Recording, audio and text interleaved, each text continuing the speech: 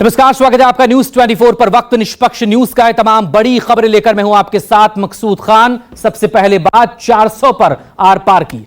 जहां लोकसभा चुनावों के पहले दौर का चुनाव प्रचार शबाब पर है, पीएम मोदी ने आज बिहार के गया और पूर्णिया के साथ ही पश्चिम बंगाल के बलूर घाट में चुनावी रैलियों को संबोधित किया और 4 जून को 400 पार का नारा दोहराया है। लेकिन केरल के कोझिकोड से राहुल गांधी ने यह आरोप लगाया कि 400 पार का नारा दरअसल संविधान को बदलने की साजिश है, जिसे जनता कभी कामयाब नहीं होने देगी।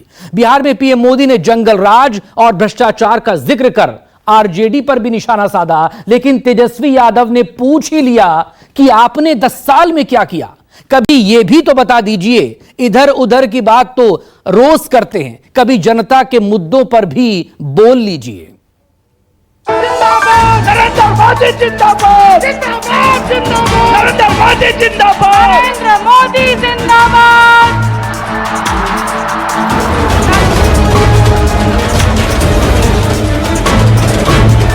स्वागतम मोदी जी, स्वागतम।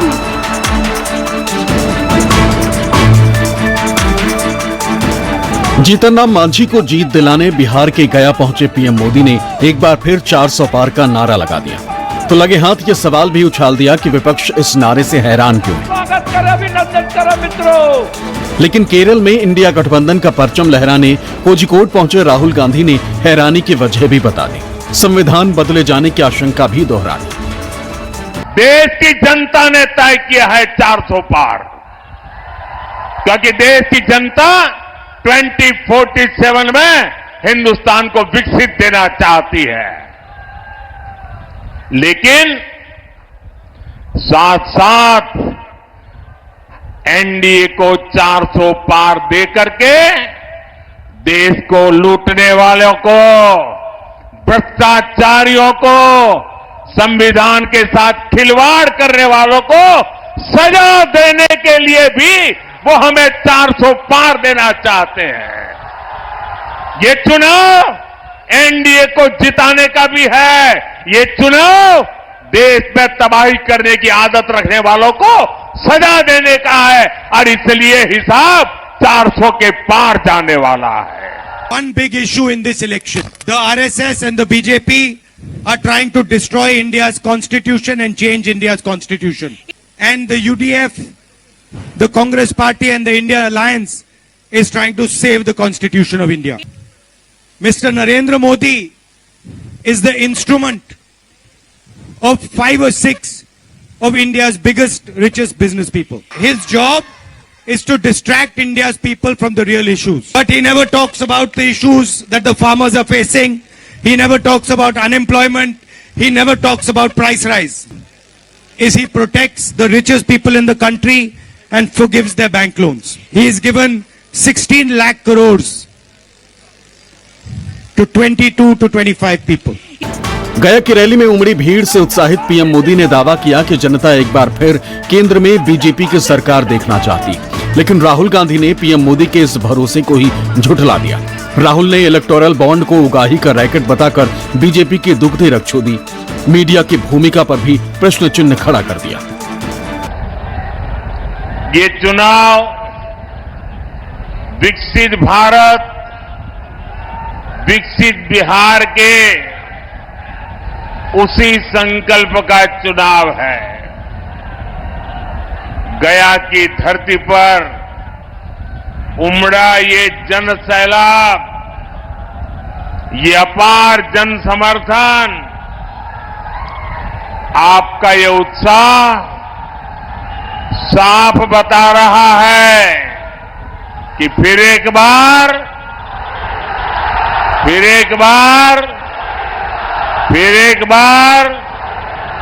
4 जून।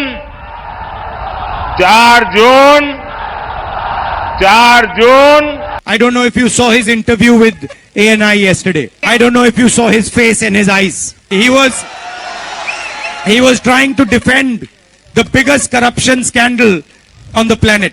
Electoral bond scheme through which BJP has got thousands of crores of rupees by extorting them from India's businessmen. But you see my media friends over there, they will never talk about electoral bond scheme. Because if they write any article, then the CBI ED will also arrive in their house. गया से पूर्णिया पहुंचे PM Modi ने BJP के संकल्प पत्र का जिक्र किया, मोदी की गारंटी का नारा दिया, लेकिन राहुल गांधी ने इसे हवा हवाई कह दिया।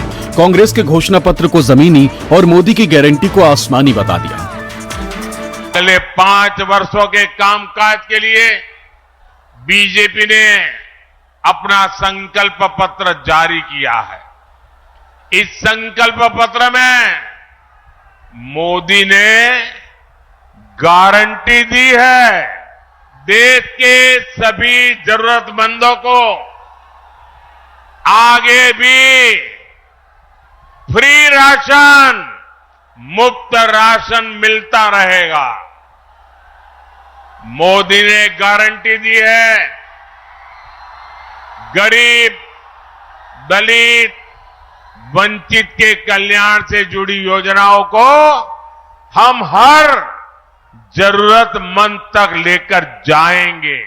I would request you to read our manifesto because it is a document that can transform India and revolutionize our country. And after that, take a look at the BJP manifesto. They have two main ideas in their manifesto. The first one is to send a man to the moon, and the second one is to get the Olympic Games to India. So that is the difference between us and them. PM Modi ने BJP के संकल्प पत्र को गरीबों, दलितों के सपनों का दस्तावेज बताया, तो राहुल गांधी ने महिलाओं और शिक्षित बेरोजगारों को सालाना 1 लाख देने का ठोस वादा दोहराया। ये सवाल भी उछाल दिया कि अगर मौजूदा हुकूमत चंद पूंजीपतियों को पैसे दे सकती है, तो गरीबों को क्यों नहीं दिया जा सकता। मोदी के लिए आपके सपने ही मोदी का संकल्प है। इसलिए गांव, गरीब, दलित, वंचित, दशकों से जिन समस्याओं से जूझ रहे थे, मोदी ने 10 साल में उनका समाधान दिया है। देश के 25 करोड़ गरीबी से बाहर तब आए जब हमने दिन रात उनके लिए मेहनत की। We are going to make a list of all the poor families in India. And we are going to choose one woman from all these families. And every year, the government of India will put 1 lakh rupees in her bank account. 8,500 rupees a month, every month. So we are going to come out with a right to internship law for all graduates and diploma holders. That means they will get guaranteed work in the private sector, in the public sector, in PSU units. 1 lakh rupees, 8,500 rupees every month, 1 lakh rupees a year for the apprenticeship. So our idea is, if Narendra Modi can give money to the 22-25 richest people in India, we can give money to the poorest people in India. PM Modi Bihar जाएं और जंगल राज का जिक्र ना करें, ऐसा कैसे मुमकिन है? लेकिन जवाब भी जल्द ही आया। राहुल के साथ तेजस्वी यादव ने भी पीएम मोदी को आईना दिखा दिया। हालांकि केंद्रीय गृह मंत्री ने मोदी सरकार को देश के लिए जरूरी बताया, लेकिन राहुल गांधी ने कोरोना काल का जिक्र कर बीजेपी को बैकफुट पर धकेल दिया। बिहार में जंगल राज का सबसे बड़ा चेहरा आरजेडी है। भ्रष्टाचार में बिहार में भ्रष्टाचार का दूसरा नाम आरजेडी। बिहार की बर्बादी की सबसे बड़ी गुनहगार चारा घोटाले के नाम पर वोट मांगने वाले, क्योंकि उस पर तो अदालत से चारा चोरी की है, गरीबों को लूटा है, अदालत ने मोहर लगा दी है। भाई साथियों, आरजेडी ने बिहार को केवल 2 ही चीजें दी है। एक जंगल राज, दूसरा भ्रष्टाचार। भाजपा के सभी प्रत्याशी खुलेआम बोल रहे हैं कि संविधान को खत्म किया जाएगा जब मोदी जी को प्रचंड बहुमत मिलेगा। इस पे मोदी जी क्यों नहीं बोल रहे, क्यों नहीं कार्रवाई कर रहे? मोदी जी नौकरी पे क्यों नहीं बोल रहे भाई? गरीबी पे क्यों नहीं बोल रहे? क्या हुआ काले धन का? क्या हुआ स्मार्ट सिटी का? क्या हुआ गंगा सफाई अभियान का? इनको और कुछ तो आता नहीं है, केवल जो है हिंदू मुसलमान की बात करना है, तलवार की बात करना। हम बोलते कलम दो ना लोगों के हाथ में, कलम क्यों नहीं दे रहे? इतिहास का भूगोल ये सब ना पढ़ा है हम लोगों को। आप 10 साल प्रधानमंत्री हैं, आपने क्या किया ये बताओ। कौन उस समय था, नहीं था, क्या था? सवाल आपसे जनता करेगी। संविधान बना तो इतने लोग सनातनी थे, ये क्या मतलब है भाई? मोदी जी को तीसरी बार प्रधानमंत्री बनाने का मतलब है विकसित भारत की रचना करना, और विकसित भारत तभी बन सकता है जब विकसित उत्तराखंड बने, तभी बन सकता है। मोदी जी को तीसरी बार प्रधानमंत्री बनाने का मतलब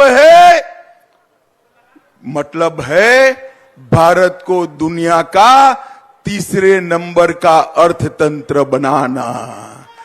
और मोदी जी को तीसरी बार प्रधानमंत्री बनाने का मतलब है कि पूरे भारत में 3 करोड़ लखपति दीदी बनाना। When people were dying of COVID, people couldn't breathe. There were no ventilators.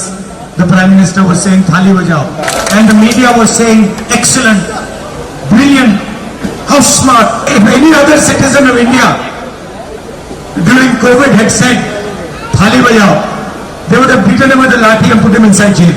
So you know what type of a person is running the country. Frankly, he doesn't have the understanding to run the country.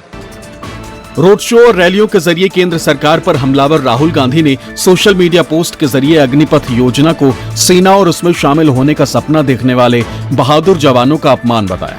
तो लगे हाथ ये भी दावा कर दिया कि India गठबंधन की सरकार बनते ही इस योजना को रद्द कर दिया जाएगा। पटना से सौरभ कुमार के साथ ब्यूरो रिपोर्ट, न्यूज़ 24।